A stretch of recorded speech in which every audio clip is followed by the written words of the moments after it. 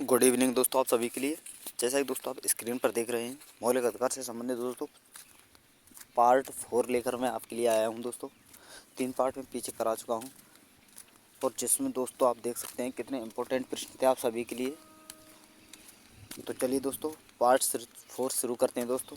इसमें पहला प्रश्न है आपके सामने दोस्तों, भारतीय संविधान के किस मौलिक अधिकार में कहा गया है कि मानव व्यापार, जबरिया श्रम और 14 वर्ष से कम उम्र के बच्चों को मजदूरी करना और मजदूरी पर रखना अपराध है।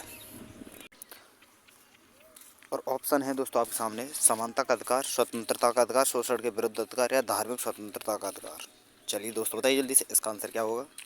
इस प्रश्न में आपको बताना है दोस्तों, मानव व्यापार, जबरिया श्रम यानी ज़बरदस्ती जो श्रम करवाया जाता है दोस्तों वो, और दोस्तों 14 वर्ष से कम आयु के बच्चों को मजदूरी पर रखना कानूनन अपराध है। यह किस अधिकार के तहत है दोस्तों? समानता का अधिकार, स्वतंत्रता का अधिकार, शोषण के विरुद्ध अधिकार या फिर दोस्तों धार्मिक स्वतंत्रता का अधिकार। चलिए दोस्तों बताइए जल्दी से इसका आंसर क्या होगा।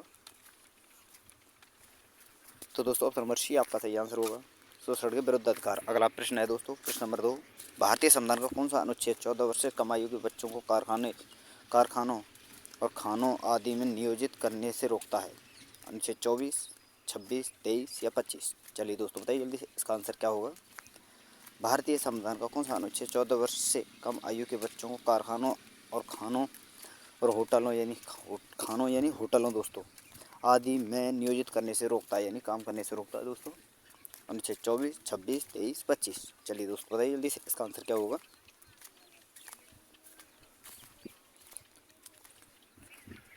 अनुच्छेद ऑप्शन नंबर ए आपका सही आंसर होगा दोस्तों, अनुच्छेद 24। अगला प्रश्न है प्रश्न नंबर 3, भारतीय संविधान का अनुच्छेद 24 कारखानों आदि में बच्चों के रोजगार पर निषेध किससे संबंधित है? भारतीय नागरिक के मौलिक अधिकार, केंद्र सरकार, राज्य के नीति निर्देशकता सिद्धांत। चलिए दोस्तों बताइए जल्दी से इसका आंसर क्या होगा। भारतीय संविधान का अनुच्छेद 24 कारखानों आदि में बच्चों के रोजगार पर निषेध किससे संबंधित है दोस्तों?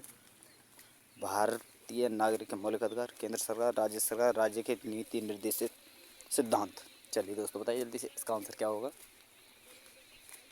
तो दोस्तों यह एक भारतीय नागरिक के लिए मौलिक अधिकार है, ऑप्शन नंबर ए आपका सही आंसर होगा दोस्तों। अगला प्रश्न है प्रश्न नंबर 4, धर्म की स्वतंत्रता का अधिकार भारत के संविधान के किन अनुच्छेदों में निहित है? अनुच्छेद 29 से अनुच्छेद 30, अनुच्छेद 19 से अनुच्छेद 22, अनुच्छेद 25 से अनुच्छेद 28, अनुच्छेद 14 से अनुच्छेद 18 तक। चलिए दोस्तों बताइए जल्दी से इसका आंसर क्या होगा। धर्म की स्वतंत्रता का अधिकार भारत के संविधान में किन अनुच्छेदों में निहित है? 29 से 30, 19 से 22, 25 से 28 या फिर दोस्तों 14 से 18। चलिए दोस्तों बताइए जल्दी से इसका आंसर क्या होगा। तो दोस्तों ऑप्शन नंबर सी आपका सही आंसर होगा, अनुच्छेद 25 से 28। अगला प्रश्न है प्रश्न नंबर 5, भारतीय संविधान में कौन सा अनुच्छेद धार्मिक स्वतंत्रता के अधिकार से संबंधित है? अनुच्छेद 25, 20, 15 या 30। तो दोस्तों यह प्रश्न मैं आपके लिए पीछे बता चुका हूँ। 25 से दोस्तों 25 से पूरे 28 तक जो है दोस्तों धार्मिक स्वतंत्रता से संबंधित अधिकारों से संबंधित है। तो दोस्तों यहाँ पर 26 भी नहीं है, 27, 28 तक कुछ भी नहीं है, ओनली 25 दिया गया है ऊपर। आप देख सकते हैं ऑप्शन नंबर ए आपका सही आंसर होगा दोस्तों, अनुच्छेद 25। अगला प्रश्न है प्रश्न नंबर 6, भारतीय संविधान के किस मौलिक अधिकार में कहा गया है प्रत्येक व्यक्ति को अपनी इच्छा का धर्म अपनाने और उसका प्रचार प्रसार करने का अधिकार है? समानता का अधिकार, स्वतंत्रता के अधिकार में, शोषण के विरुद्ध अधिकार में या फिर दो धार्मिक स्वतंत्रता के अधिकार में। चलिए दोस्तों बताइए जल्दी इसका आंसर क्या होगा। भारतीय संविधान के किस मौलिक अधिकार में कहा गया है कि प्रत्येक व्यक्ति को अपनी इच्छा का धर्म अपनाने और उसका प्रचार प्रसार करने का अधिकार प्राप्त है?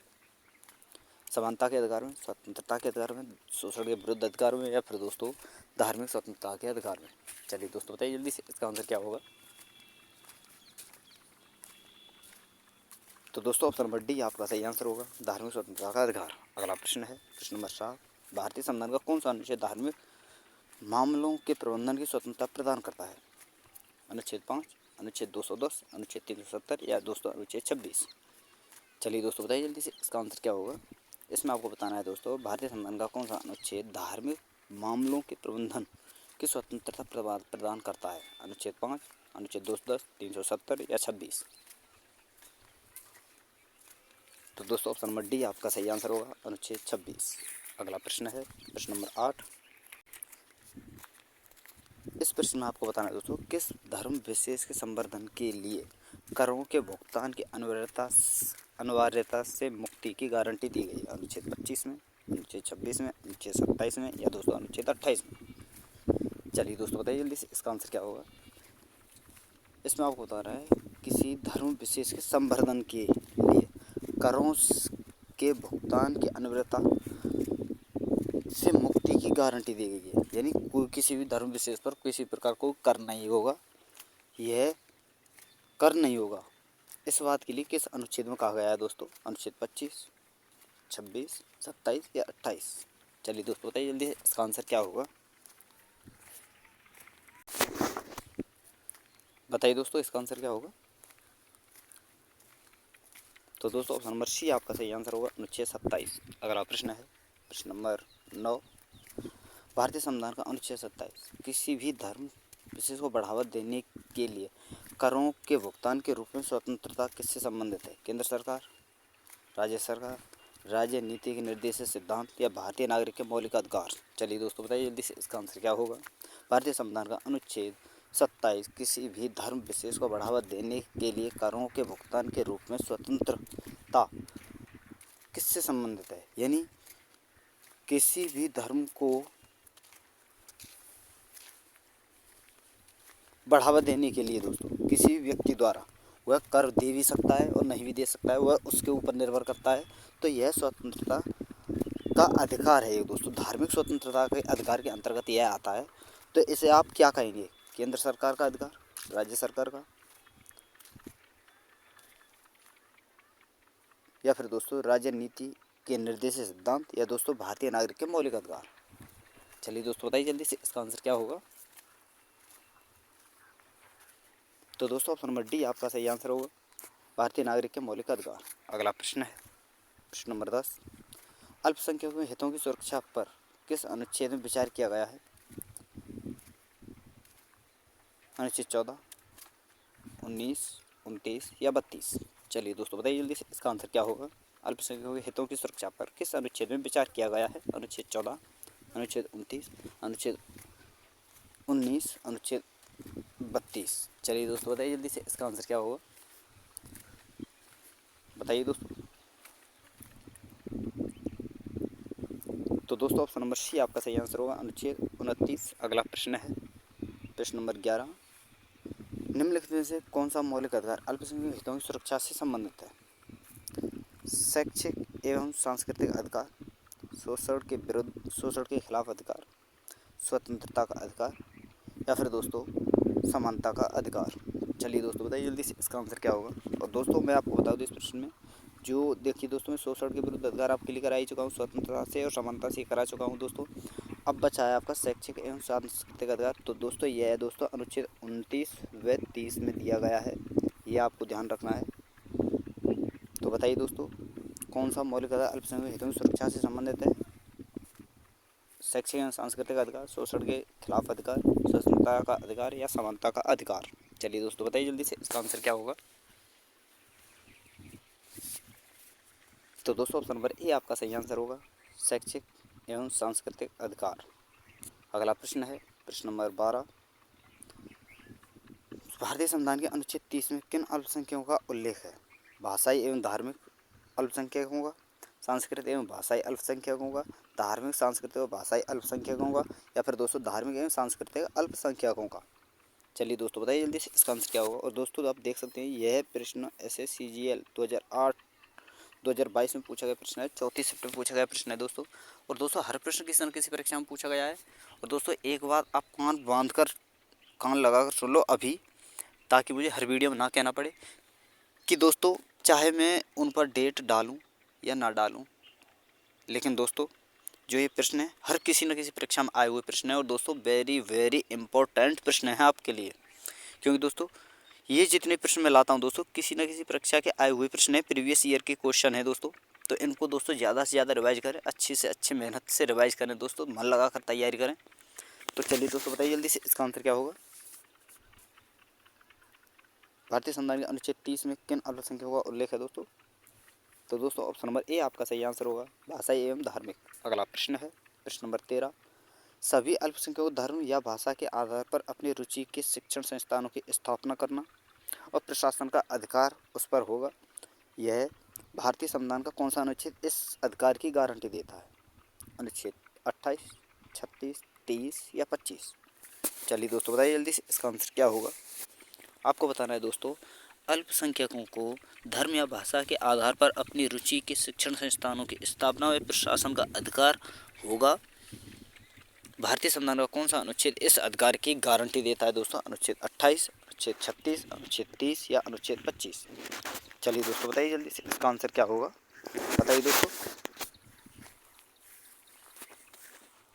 तो दोस्तों ऑप्शन नंबर सी आपका सही आंसर होगा, अनुच्छेद 30। अगला प्रश्न है प्रश्न नंबर 14, भारतीय संविधान में अल्पसंख्यकों को मान्यता किस आधार पर दी गई है? धर्म के आधार पर, जाति के आधार पर, कुल जनसंख्या के साथ उस वर्ग की जनसंख्या का अनुपात के आधार पर, या फिर दोस्तों रंग के आधार पर? चलिए दोस्तों बताइए जल्दी से, इसका आंसर क्या होगा? इसमें आपको बताना है दोस्तों, भारतीय संविधान में अल्पसंख्यकों को मान्यता किस आधार पर दी गई है? धर्म के आधार पर, जाति के आधार पर, कुल जनसंख्या के साथ उस वर्ग की जनसंख्या के अनुपात के आधार पर, या फिर दोस्तों रंग के आधार पर? चलिए दोस्तों बताइए जल्दी से, इसका आंसर क्या होगा?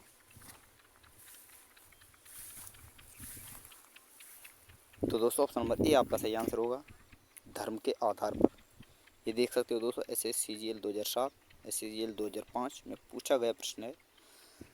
तो दोस्तों प्रश्न कैसे भी एग्जामिनर आपके लिए बना सकता है, किसी भी प्रकार का प्रश्न बना सकता है, कठिन से कठिन और सरल से सरल, वो किसी भी लेवल के एग्जाम में आ सकता है। तो दोस्तों ये आप कंफर्म नहीं कर सकते कि ये प्रश्न उसमें आ सकेगा, ये उसमें आ सकेगा। कोई सा भी प्रश्न, कितना भी निचला प्रश्न, कितना भी निचले स्तर का प्रश्न या कितने भी हाई लेवल का प्रश्न किसी भी प्रकार के एग्जाम में आ सकता है। तो दोस्तों आप सभी प्रश्नों को अच्छी तरह से करिए। अगला प्रश्न है दोस्तों प्रश्न नंबर 15, निम्नलिखित में से किसका उल्लेख भारत के संविधान में मौलिक अधिकार के रूप में नहीं किया गया है? शोषण के विरुद्ध अधिकार, स्वतंत्रता का अधिकार, संपत्ति का अधिकार या शिक्षा का अधिकार? और दोस्तों यह प्रश्न आप देख सकते हैं कितनी ही परीक्षाओं में पूछा गया प्रश्न है दोस्तों। तो बहुत ही इम्पोर्टेंट और वेरी वेरी इम्पोर्टेंट प्रश्न है दोस्तों, BVI प्रश्न है दोस्तों आप सभी के लिए। तो बताइए दोस्तों इनमें से कौन सा प्रश्न है, कौन सा आपका आंसर होगा? आपको इस प्रश्न में बताना है दोस्तों, निम्नलिखित में से किसका उल्लेख भारत के संविधान में मौलिक अधिकार के रूप में नहीं किया गया है? शोषण के विरुद्ध अधिकार, स्वतंत्रता का अधिकार, संपत्ति का अधिकार या दोस्तों शिक्षा का अधिकार? चलिए दोस्तों बताइए जल्दी से, इसका आंसर क्या होगा?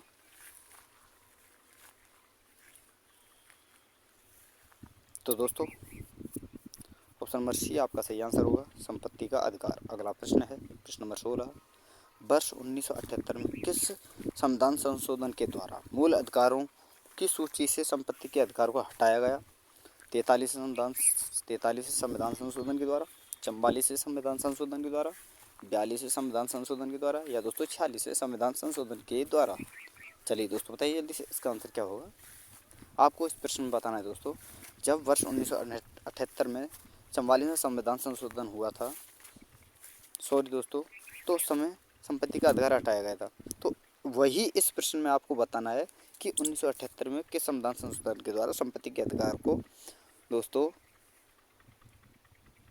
संपत्ति के अधिकार को दोस्तों मूल अधिकारों की सूची से अलग किया गया था। तो वह कौन सा संविधान संशोधन था? 43वां, 44वां, 42वां या 46वां? चलिए दोस्तों बताइए जल्दी से, इसका आंसर क्या होगा?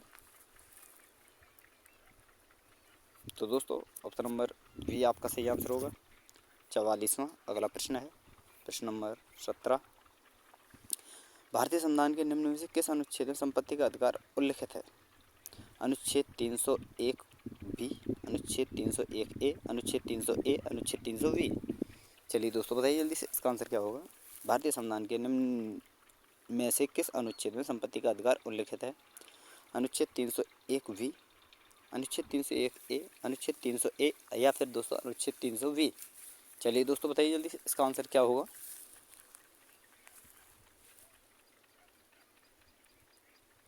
तो दोस्तों ऑप्शन नंबर सी आपका सही आंसर होगा, अनुच्छेद 300 ए। अगला प्रश्न है प्रश्न नंबर 19, सॉरी दोस्तों प्रश्न नंबर 18, संपत्ति का अधिकार एक कैसा अधिकार है दोस्तों? कानूनी, मौलिक, नैसर्गिक या कोई विकल्प सही नहीं है? बताइए दोस्तों, संपत्ति का अधिकार एक कैसा अधिकार है? कानूनी, मौलिक, नैसर्गिक या कोई विकल्प सही नहीं है। चलिए दोस्तों बताइए जल्दी से इसका आंसर क्या होगा। तो दोस्तों जब मैं आपको बता दूं मूल जो संविधान था उसमें दोस्तों संपत्ति के अधिकार हुए मौलिक अधिकार बताया गया था। लेकिन दोस्तों 1978 में जो 44वां संविधान संशोधन हुआ था उसके तहत इसको दोस्तों मूल अधिकार से हटाकर दोस्तों कानूनी अधिकार यानी विधिक अधिकार के रूप में लाया गया था। तो इसीलिए दोस्तों इसे कानूनी अधिकार कहा जाता है। तो दोस्तों ऑप्शन नंबर ए आपका सही आंसर होगा, कानूनी अधिकार। अगला प्रश्न है प्रश्न नंबर 19। जब संपत्ति के अधिकार को मौलिक अधिकार के रूप में समाप्त कर दिया गया था तब प्रधानमंत्री कौन थे? चरण सिंह, इंदिरा गांधी, जवाहरलाल नेहरू, मोरारजी देसाई। चलिए दोस्तों बताइए जल्दी से इसका आंसर क्या होगा।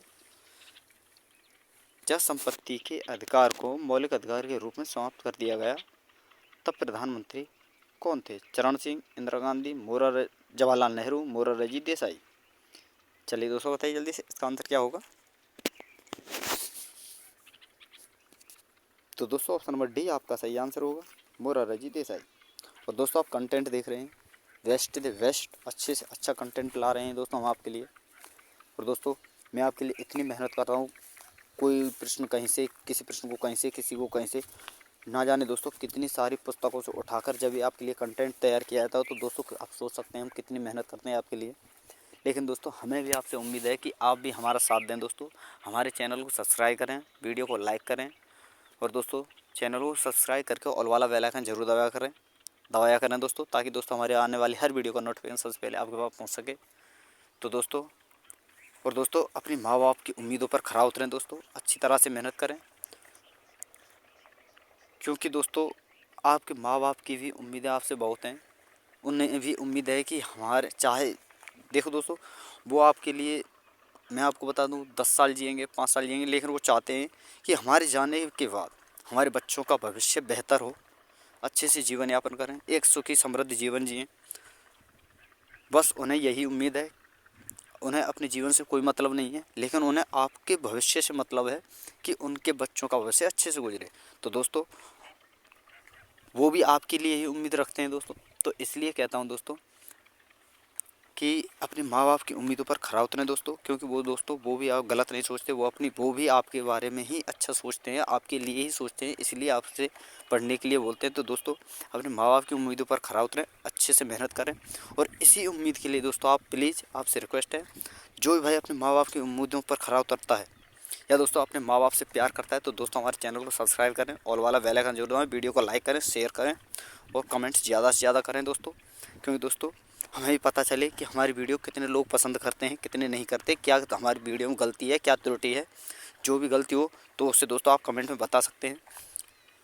और दोस्तों मैं आपको बता दूं एक और आप बात आपके लिए बताना चाहता हूं कि जो भी भाई हमारी वीडियो कमेंट बॉक्स में कमेंट करता है हमारी वीडियो पर और जिसकी कमेंट अच्छी होती है दोस्तों, उस कमेंट वाले भाई को दोस्तों हम फ्री में साइंस के नोट्स प्रोवाइड कराते हैं, जो कि दोस्तों एनसीईआरटी बेस्ड नोट्स होते हैं दोस्तों, जिससे आप एसएससी सीजीएल तक के क्वेश्चनों को हल कर सकते हैं दोस्तों। इतने इम्पोर्टेंट वो प्रश्न हैं, तो इसलिए इतने इम्पोर्टेंट नोट्स हैं दोस्तों कि आप सीजीएल तक के क्वेश्चन को उससे क्वालिफाई कर सकते हैं। तो इसलिए बोलता हूँ दोस्तों उन नोट्सों को प्राप्त करें, अच्छे से अच्छा कमेंट करें और हमें सपोर्ट करें दोस्तों, और हम भी आपको सपोर्ट करते रहेंगे दोस्तों, अच्छे से अच्छे कंटेंट आपके लिए लाता रहेंगे दोस्तों।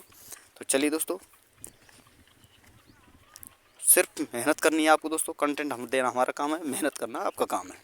तो चलिए दोस्तों, और दोस्तों कल मैंने जो वीडियो डाली थी वो दोस्तों कुछ ऐसी ही कुछ घटना हो चुकी थी, इसलिए वो वीडियो मैं दोस्तों आपको कल लेट डाल पाया था, समथिंग 11:15 के 10:30 या 11:15 के समथिंग आपके लिए वीडियो डाली थी। तो दोस्तों उसके लिए मुझे माफ़ करना। और दोस्तों आज से फिर से रेगुलर वही 9:30 के समथिंग आपके लिए वीडियो डाल दिए जाए करेगी। तो चलिए दोस्तों इसका आंसर मैंने आपको बता दिया है, मोरारजी देसाई। जब संपत्ति का अधिकार मौलिक अधिकार से हटा दिया गया था उस समय प्रधानमंत्री थे मोरारजी देसाई। और अगला प्रश्न है दोस्तों प्रश्न नंबर 20। भारतीय संविधान अनुच्छेद 31A संपदा के अधिग्रहण के लिए कानून का संरक्षण प्रदान करता है। आदि किससे संबंधित है? राज्य सरकार से, केंद्र सरकार से, भारतीय नागरिक के मौलिक अधिकार से, राज्य के नीति निर्देशित सिद्धांतों से। चलिए दोस्तों बताइए जल्दी से इसका आंसर क्या होगा। भारतीय संविधान का अनुच्छेद 31A संपदा के अधिग्रहण के लिए उपलब्ध कानून का संरक्षण आदि किससे संबंधित है? राज्य सरकार से, केंद्र सरकार से, भारतीय नागरिक के मौलिक अधिकार से या राज्य नीति के निर्देशित सिद्धांतों से।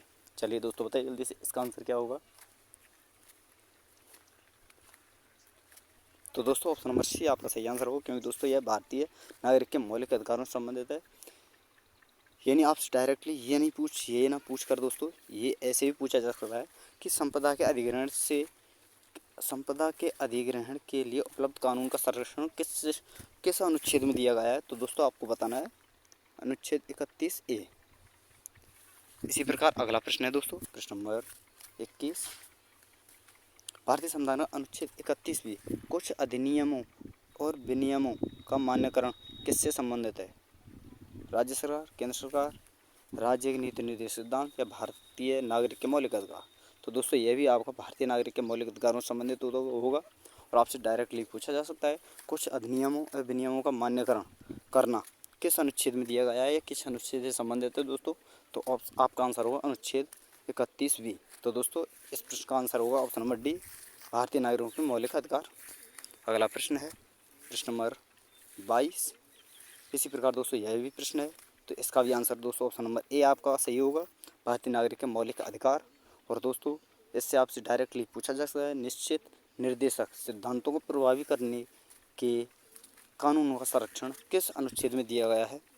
यानी जो निर्देशित दिए जाते हैं, जो सिद्धांत दिए जाते हैं, जैसे पेश किए जाते हैं, तो उन्हें प्रभावी बनाने के लिए उनके लिए कानून का संरक्षण प्रदान किया जाता है। तो वह किस अनुच्छेद में दिया गया था? तो दोस्तों अनुच्छेद 31C में। ये तीनों चीज़ें मैंने आपके लिए बताई हैं दोस्तों, और इन्हें बहुत ही कम आपके लिए पढ़ाया जाएगा।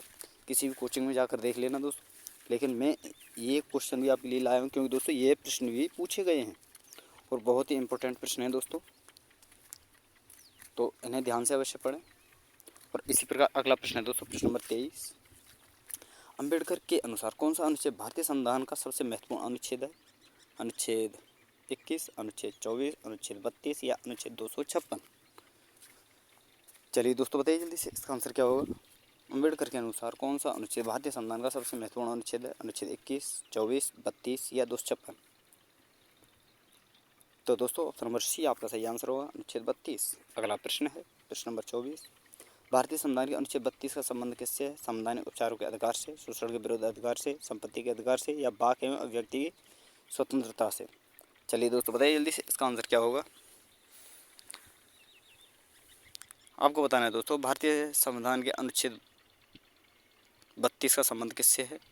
तो संवैधानिक उपचारों के अधिकार से, शोषण के विरुद्ध अधिकार, संपत्ति का अधिकार या दोस्तों वाक एवं अभिव्यक्ति की स्वतंत्रता से। चलिए दोस्तों बताइए जल्दी से इसका आंसर क्या होगा। तो दोस्तों ऑप्शन नंबर ए आपका सही आंसर होगा, संवैधानिक उपचारों के अधिकार से। अगला और अंतिम प्रश्न है दोस्तों इस वीडियो का, प्रश्न नंबर 25। निम्न में वह मौलिक अधिकार कौन सा है जिसे डॉक्टर अम्बेडकर के अनुसार संविधान का दिल यानी हृदय कहा जाता है? संवैधानिक उपचारों का अधिकार, धार्मिक स्वतंत्रता का अधिकार, समानता का अधिकार या स्वतंत्रता का अधिकार। चलिए दोस्तों बताइए जल्दी से इसका आंसर क्या होगा। इस प्रश्न में आपको बताना है किस वह कौन सा मौलिक अधिकार है दोस्तों जिसे डॉक्टर अम्बेडकर ने संविधान का हृदय यानी दिल कहा है दोस्तों। संवैधानिक उपचारों का अधिकार, धार्मिक स्वतंत्रता का अधिकार, समानता का अधिकार या स्वतंत्रता का अधिकार। और दोस्तों देख सकते हैं आप यह प्रश्न कितनी परीक्षाओं में पूछा गया प्रश्न है। SSCGL 2011, SCGL 2007, SSC stenographer group C और D में 2012 में, SSC मैट्रिक स्तरीय परीक्षा 2006 में। तो दोस्तों इम्पोर्टेंस, हालांकि सभी प्रश्न इम्पोर्टेंट है आपके लिए। तो बताइए दोस्तों इसका आंसर क्या होगा। तो दोस्तों ऑप्शन नंबर ए आपका सही आंसर होगा, संवैधानिक उपचारों का अधिकार। तो दोस्तों यहाँ पर हमारी वीडियो समाप्त होती है। अगर आपको वीडियो पसंद आई दोस्तों प्लीज़ चैनल को सब्सक्राइब करके ऑल वाला बेल आइकन दबाएं ताकि दोस्तों हमारे आने वाली हर वीडियो का नोटिफिकेशन सबसे पहले आपके पास पहुँच सके। और दोस्तों वीडियो को सबसे ज़्यादा से ज़्यादा लाइक करें, वीडियो शेयर करें और कमेंट अवश्य क्या करें ताकि दोस्तों हमें भी पता चले कि हाँ हमारा कंटेंट भी हमारे बच्चों को, हमारे देखने वाले भाइयों को पसंद आ रहा है। तो दोस्तों थैंक यू दोस्तों वीडियो देखने के लिए, धन्यवाद। फिर मिलते हैं नई वीडियो साथ।